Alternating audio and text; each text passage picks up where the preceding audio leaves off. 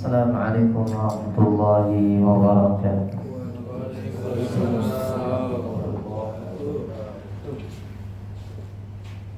Alhamdulillah,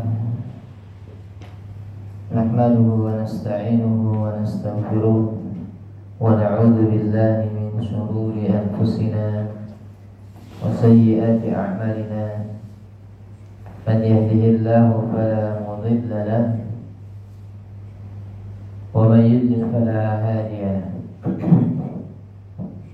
Asyhadu an la ilaha illallah wahdahu la syarika lahu wa asyhadu anna Muhammadan 'abduhu wa rasuluhu la nabiyya ba'dah. Allahumma shalli wa sallim ala nabiyyina Muhammadin wa ala alihi wa sahbihi wa man tabi'ahum bi ihsani ila yaumiddin.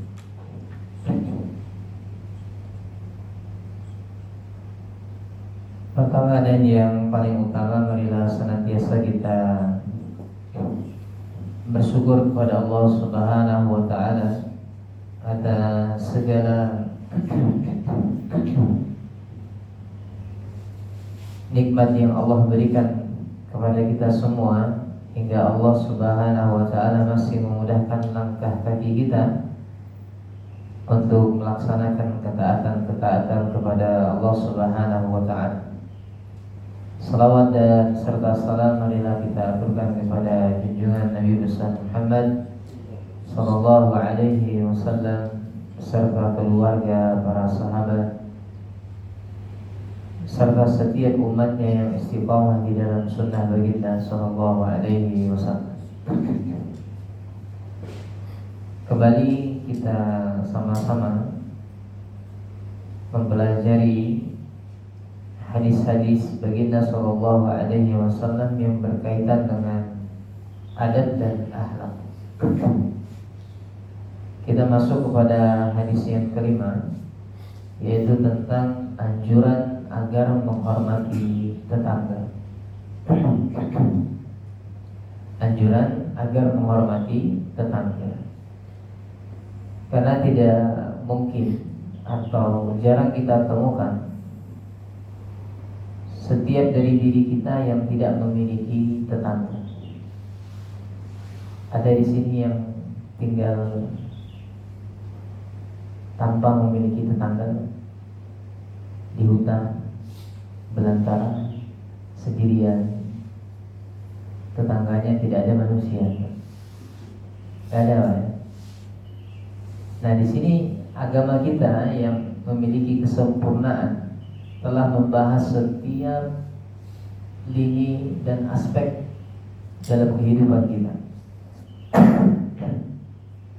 Bahkan Allah Subhanahu wa taala melalui lisan baginda sallallahu alaihi wasallam pun mengajarkan tentang bagaimana perlakuan kita terhadap tetangga-tetangga kita. Nah, katakan di sini bahwasannya wa anna Anas radhiyallahu anhu, dari sahabat yang mulia Anas, semoga Allah meridainya, anna Nabi sallallahu alaihi wasallam, bahwasanya Nabi sallallahu alaihi wasallam pernah bersabda, walladzi nafsi biyadi, demi Tuhan yang jiwaku berada di tangannya, la yu'minu 'abdun, tidaklah dikatakan seorang itu telah beriman, atau tidaklah sempurna keimanan seseorang, hatta yuhibba, sampai dia menyukai, li jarihi ma yuhibbu li nafsihi, sampai dia menyukai bagi tetangganya kebaikan yang dia suka untuk dirinya. Muttafaqun alaih. Diriwayatkan oleh Al-Imam Bukhari wal Muslim. Nah, ini adalah salah satu di antara banyaknya hadis yang diawali oleh kalimat sumpah yang dikatakan oleh baginda sallallahu alaihi wasallam. Dan setiap perkara yang diawali oleh sumpah menunjukkan sebuah keistimewaan.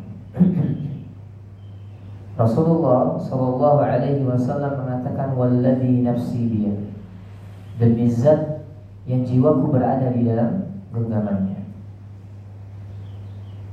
Menunjukkan bahwa hadis ini adalah sebuah perkara yang begitu besar untuk menekankan keagungan tentang hak-hak tetangga. Bahkan Allah Subhanahu wa taala menyebutkan tentang tetangga ini di dalam Al-Qur'an.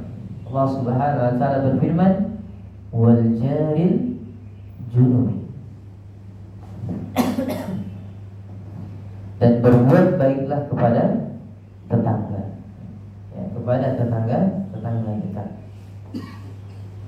Rasulullah Shallallahu Alaihi Wasallam mengatakan tidaklah beriman seseorang atau tidaklah sempurna keimanan seseorang itu sampai dia menghendaki kebaikan tetangganya dengan apa-apa kebaikan yang dia suka untuk dirinya. Ya, bahasa gampangnya itu Pak, perlakukan orang lain sebagaimana kita ingin diperlakukan. Kalau tidak suka dicela, ya jangan mencela. Tidak suka dikotori halaman rumahnya, maka jangan kotori halaman tetangganya. Ya. Nah, para ulama mengatakan bahwa ungkapan tidaklah beriman seorang hamba yang mengawali hadis ini menunjukkan bahwa apa yang disebutkan di belakangnya merupakan perkara yang wajib ada pada setiap diri seorang yang beriman. Artinya, keimanan kita itu ditunjukkan dengan bagaimana kita berperilaku kepada tetangga. Makanya Syekhul Islam Ibnu Taimiyah rahimahullah taala mengatakan dalam Kitabul Iman menjelaskan bahwasannya tidaklah sesuatu dinafikan dalam syariat kecuali karena ada suatu kewajiban darinya yang ditinggalkan. Jadi adanya penafian dengan ungkapan tidaklah beriman seorang hamba disebabkan oleh ada kewajiban yang ditinggalkan. Yaitu apa? Menyukai kebaikan bagi tetangga sebagaimana kita menyukai kebaikan-kebaikan itu untuk diri kita sendiri. Nah, model penafian yang sama juga dapat dilihat dari beberapa hadis yang lainnya. Pertama, Nabi Shallallahu Alaihi Wasallam pernah mengatakan, la imana liman la amanata lahu, wa la dina liman la ahda lahu. Tidak ada iman bagi orang yang tidak amanah, dan tidak ada agama bagi orang yang tidak memegang janji. Nah, ini menunjukkan bahwasannya amanah itu menjadi sebuah kewajiban hukumnya. Tatkala amanah ditinggalkan, maka dia divonis sebagai orang yang tidak beriman. Karena dia diawali dengan kata penafian, la imana liman la amanata lahu. Tidak ada keimanan bagi orang-orang yang mereka tidak menjalankan amanah. Atau dalam hadis yang lain, dalam masalah salat, ketika Rasulullah Shallallahu Alaihi Wasallam melihat ada seorang yang salat kemudian menemuinya, maka beliau Shallallahu Alaihi Wasallam bersabda, irji' fasalli fa innaka lam tusalli. Kembalilah salat lagi, sesungguhnya kamu itu belum salat. Ini terjadi ketika salah seorang mengerjakan sholat tetapi dalam keadaan tergesa-gesa. Dia tidak melaksanakan tumak-ninah. Nah, ini banyak sekali yang meninggalkan salah satu di antara rukun sholat, dan rukun sholat itu bagiannya adalah tumak-ninah. Maka ketika rukun itu ditinggalkan, maka batallah ibadah yang telah dikerjakan. Ini sama halnya dengan haji, Pak. Haji itu kan ada wajib, ada rukun. Wajib haji dan rukun haji. Apa bedanya wajib dengan rukun? Kalau dalam fikih dikatakan ya wajib haji itu sesuatu yang tidak boleh ditinggalkan. Kalau ditinggalkan maka hajinya tetap sah, tetapi diganti dengan dan membayarkan. Berbeda dengan rukun haji. Ketika rukun haji salah satunya ditinggalkan, maka hajinya tidak sah dan tidak bisa diganti dengan dan. Nah, ini perbedaan antara wajib dan rukun dalam masalah haji. Ya, begitu pula dalam sholat. Ada hal-hal yang ditinggalkan dalam rukun sholat, maka tidak sah sholat yang dia kerjakan. Karena apa? Karena dia telah meninggalkan perkara yang rukun, yang ditinggalkan dalam sholat. Adapun dalam perkara sunnah yang ditinggalkan dalam sholat, maka dia tidak dinafikan, dinafikan.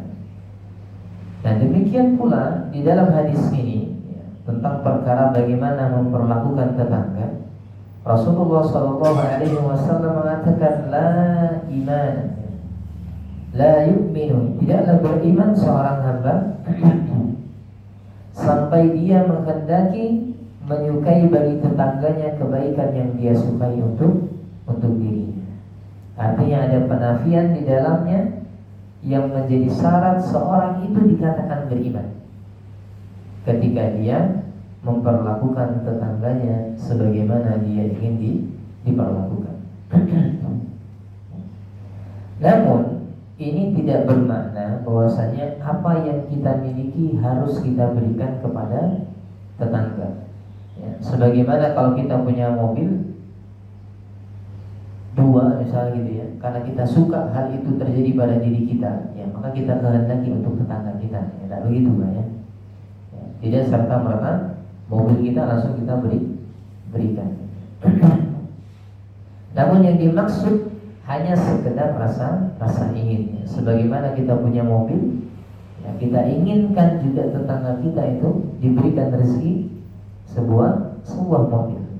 Ya, sebagaimana kita bahagia dalam keadaan kita pun mengharapkan juga kebahagiaan itu bisa didapati oleh tetangga kita. Nah, perhatikan pula dalam salah satu hadis yang pernah disampaikan oleh Nabi SAW, la yu'minu ahadukum hatta yuhibba li akhihi ma yuhibbu li nafsihi. Tidaklah seorang itu dikatakan beriman sampai dia menghendaki kebaikan bagi saudaranya dengan apa kebaikan yang dia kehendaki untuk dirinya.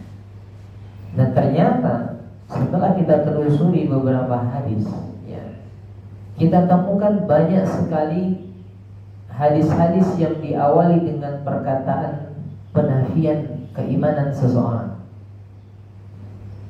Yang menjadi syarat keimanan seseorang itu terletak pada adab dan akhlaknya. Terletak pada adab dan akhlaknya. Ya, ini baru berbicara tentang tetangga, belum berbicara tentang kerabat, belum berbicara tentang saudara seimannya, saudara semuslimnya, dan seterusnya. Nah, dari hadis ini dapat kita ambil pemahaman bahwasanya jika kepada saudara secara umum, ya, meskipun tetangga jauh atau bahkan bukan tetangga saja, kita wajib untuk menghendaki kebaikan baginya selama dia seorang muslim, apalagi dengan tetangga yang dekat. Oleh karenanya di dalam hadis yang diriwayatkan oleh Aisyah radhiyallahu taala anha, beliau pernah mengatakan, ma zala Jibril yusini bil jari hatta wanantu annahu sayuwarrithu. Malaikat Jibril alaihi salam senantiasa berwasiat kepadaku untuk berbuat baik kepada tetangga. Sampai-sampai aku menyangka malaikat Jibril akan menuliskan atau menetapkan warisan bagi tetanggaku. Sebagaimana kita ketahui bahwasanya tetangga itu bukan ahli waris kita. Kalau kita meninggalkan gak ada urusan sama tetangga dalam masalah harta.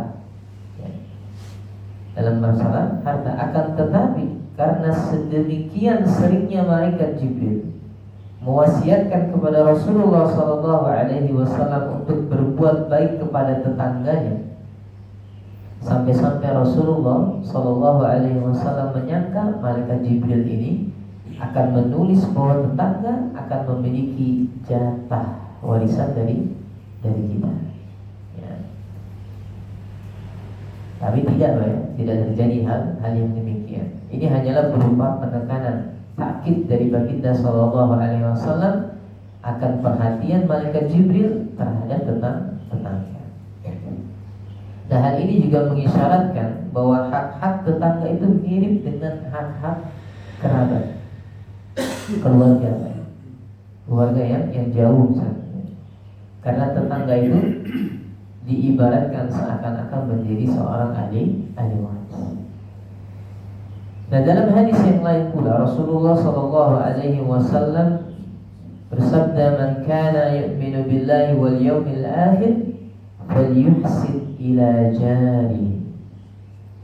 Nah, dan kita ini sering dengar sering mendengar hadis yang diawali dengan "Man kana yu'minu billahi wal yawmil akhir." Coba lihat ujungnya, rata-rata itu berhubungan tentang perilaku seseorang. Dalam hadis lain ada yang dikatakan kan Pak, "Man kana yu'minu billahi wal yawmil akhir falyaqul khairan aw liyasmut." Ini tentang akhlak lagi. Kalau kalian mengatakan bahwasanya beriman kepada Allah dan hari akhir, maka ucapkanlah perkataan yang baik. Kalau tidak perkataan yang baik, lebih baik diam. Nah, di sini dikatakan falyuhsin ila jari. Kalau kalian ngaku beriman kepada Allah dan hari akhir, maka hendaknya dia berbuat baik kepada tetangganya. Berbuat baik kepada tetangganya. Nah, hadis ini juga mengandung perintah yang sangat tegas. Rasulullah sallallahu alaihi wasallam mengatakan, "Man kana yu'minu billahi wal yawmil akhir." Dan ini menjadi sebuah kekhususan. Tidaklah seorang itu beriman kepada Allah kecuali dia akan beriman tentang hari akhir. Dan inilah yang dinafikan oleh orang-orang terdahulu. Mereka mengira bahwasanya hari akhir itu tidak pernah akan ada hadir. Nah, bahwasannya kebaikan dia akan diberi balasan oleh Allah Subhanahu wa ta'ala.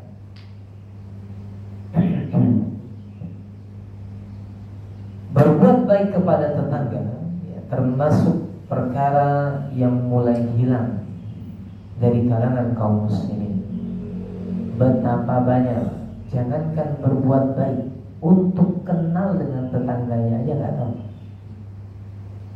Terutama dalam tanda kutip perumahan elit yang pagarnya setinggi 2 lantai. Ya Pak ya, itu tetangganya nggak kenal. Beda dengan kita dulu yang tinggal di kampung. Halamannya luas, pagarnya sepinggang. Kalau tetangga lewat, kalau di Jawa itu monggo pinara, suruh mampir Pak. Ya mampir, meskipun kita tahu mampirnya itu ya basa-basi gitu Pak. Mampir betulan bingung Pak. Ya, pokoknya apa yang ada disuguhkan. Ya. Ya, berbeda dengan perumahan elit sekarang. Kadang ya tetangganya tidak tahu siapa, ya, siapa namanya. Sudah nikah atau belum gitu kan tetangganya. Sudah makan atau belum gitu Pak. Saking kita tahu bahwasanya di zaman modern sekarang yang dunia ini semakin canggih, perkara berbuat baik kepada tetangga itu mulai mudah. Nah, masing-masing sibuk dengan urusannya sendiri-sendiri. Pagi-pagi, pulang malam, nggak kenal dengan tetangganya. Padahal seharusnya tidak demikian. Ya, Rasulullah Shallallahu Alaihi Wasallam menganjurkan agar sesama tetangga itu harus saling mengenal. Karena bagaimana kita memenuhi hak-hak kita terhadap tetangga kalau tetangga saja kita tidak kenal. Nah, kemudian terdapat perbedaan di kalangan para ulama tentang siapa sih yang dimaksud dengan tetangga. Apakah cuma di samping rumah, ya, atau 2 rumah setelahnya? Ya. Nah, sebagian ulama mengatakan tetangga itu yang dimaksud adalah orang-orang yang saling bertemu di masjid, yang satu masjid. Kalau masjid kita ini sebenarnya nggak ada perumahan, nggak ada rumah, samping pemadam, samping lagi perpustakaan kota, seberangnya perusahaan sekolah lagi, ya. Nggak ada rumahnya, jauh-jauh rumah kita, ya. Artinya semakin dekat seorang tetangga itu semakin tinggi haknya. Tetangga yang pintunya paling dekat dengan pintu rumah kita memiliki hak yang paling tinggi untuk ditunaikan hak-haknya yang benar-benar di samping rumah kita, ya. Seperti hak dikunjungi. Alhamdulillah ini kita punya tradisi yang bagus banget. Ketika lebaran, ya, meskipun sebenarnya kan ke rumah tetangga tidak harus lebaran aja, Pak. Bisa kapan saja, ya. Tapi ada orang yang ke rumah tetangganya itu ya cuma pas lebaran, ya. Hak untuk dijenguk ketika sakit. Jangan sampai kita ini punya tetangga nggak tahu kalau tetangga kita itu sakit, Pak. Harusnya kan kalau biasa sudah akrab, kita tahu ini kebiasaannya. Loh, kok biasanya kan tiap pagi muncul, entah berjemur atau gimana, kok tidak pernah muncul lagi. Dan ini pernah dikisahkan, ini cerita yang luar biasa dari ulama besar Nur Hasan Al-Basri rahimahullahu ta'ala, yang beliau memperlakukan tetangganya itu non muslim, Pak. Karena perlakuannya menjadikan non muslim itu masuk ke dalam Islam. Nah, ini pernah diceritakan bahwasanya tetangganya ini, Pak, sepitengnya itu jatuh ke rumahnya Hasan Al-Basri. Ya, jatuh ke rumahnya Hasan Al-Basri. Tapi Hasan Al-Basri itu saking menghargai tetangganya tidak mau ditegur. Sampai satu ketika Hasan Al-Basri itu sakit, Pak. Dan ini kan termasuk ulama yang paling ramah dengan tetangganya. Akhirnya tetangganya bingung. Oh, Hasan Al-Basri ini kok sakit, tidak pernah muncul, tidak lagi sapa dan menyapa. Dijenguklah Hasan Al-Basri. Pas masuk ke rumahnya dia mencium bau yang tidak sedap. Akhirnya ditanyakan, bau apa ini? Bau kotoran. Dari mana datangnya? Dari rumahmu. Akhirnya cerita, aku tidak pernah bilang selama ini. Ya. Kemudian kata Hasan Al-Basri apa? Pekeuh, gak enak, ya, gak enak untuk mengatakan hal itu kepada. Melihat akhlaknya Hasan Al-Basri, tetangga itu yang non muslim pun masuk ke dalam Islam. Begitu besar dan berefeknya dengan akhlak seorang muslim itu kepada orang lain. Nah, itu salah satunya adalah hak untuk menjenguk ketika dia sakit, ya. Hak untuk diakrabi, ya. Maksudnya akrab dengan mereka. Hak untuk berbagi makanan dan hal-hal lain sebagainya, ya. Sebagaimana telah datang hadis-hadis yang tegas untuk menyuruh kepada kita semua berbuat baik kepada tetangganya, ya. Maka demikian pula sebaliknya telah datang hadis-hadis yang tegas tentang perkara-perkara yang mengganggu tetangga-tetangga kita. Ya, dalam hadis yang lain dikatakan, wallahi la yu'minu wallahi la yu'minu, wallahi la yu'minu, sampai diulang 3 kali. Qila wa man ya Rasulullah. Para sahabat pun bertanya, apa ya Rasulullah? Ya. Qala alladzi la ya'manu jaruhu bawa'iqahu. Siapakah yang tidak beriman itu ya Rasulullah? Katakan kan demi Allah tidaklah beriman. Ditanya para sahabat, siapa sih sebenarnya yang tidak beriman? Alladzi la ya'manu, seorang yang tetangganya la ya'manu jarahu bawa'iqahu, yang tetangganya itu tidak merasa aman dari gangguannya. Yang dari gangguannya. Banyak sekali orang-orang yang punya tetangga tetapi dia tidak peduli dengan keadaan tetangganya. Bahkan dalam satu momen mereka bisa berselisih dengan perkara yang sebenarnya bukan hak di antara mereka. Saya pernah temukan juga tetangga di pinggir jalan kelahi gara-gara apa? Parkir mobil. Dia parkir mobil di depan rumah tetangganya, yang padahal di depan rumah tetangganya itu bukan menjadi hak tetangganya, kan pinggir jalan kan? Kira-kira yang depan rumah itu haknya atau bukan? Bukan, karena bukan bagian dari tanahnya. Ya cuma memang dari seluk-beluknya memang ada perselisihan yang sudah sejak lama gitu ya. Nah puncaknya di situ sampai ke polisi Pak. Urusan parkir dengan tetangganya yang dia sudah bertetangga puluhan tahun. Padahal Nabi SAW mengatakan tidaklah beriman seorang apa? Alladzi la ya'manu jarahu bawa'iqahu. Tidaklah beriman seseorang itu yang tetangganya tidak merasa aman dari gangguan-gangguannya. Di kita ini juga ada satu perkara yang harusnya diatur oleh pemerintah. Sebenarnya sudah diatur Pak, cuma kadang tidak ditegakkan, yaitu binatang-binatang yang dipelihara yang seharusnya berada dalam lingkup ruangannya saja, ya, tidak sampai ke tetangga. Baik itu ayam, kucing, kalau orang-orang Toraja itu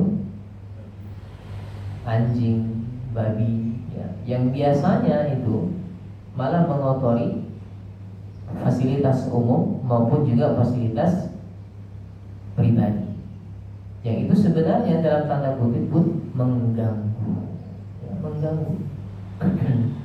Nah maka dikatakan alladzi la ya'manu jarahu bawa'iqahu. Bahkan dalam hadis lain dikatakan la yadkhulul jannata man la ya'manu jaruhu bawa'iqahu. Tidaklah masuk surga orang yang tetangganya tidak merasa aman dari gangguan. Ya. Dan dalam kaidah dikatakan bahwasanya setiap ancaman dikatakan tidak masuk ke dalam surga menunjukkan sebuah keharaman.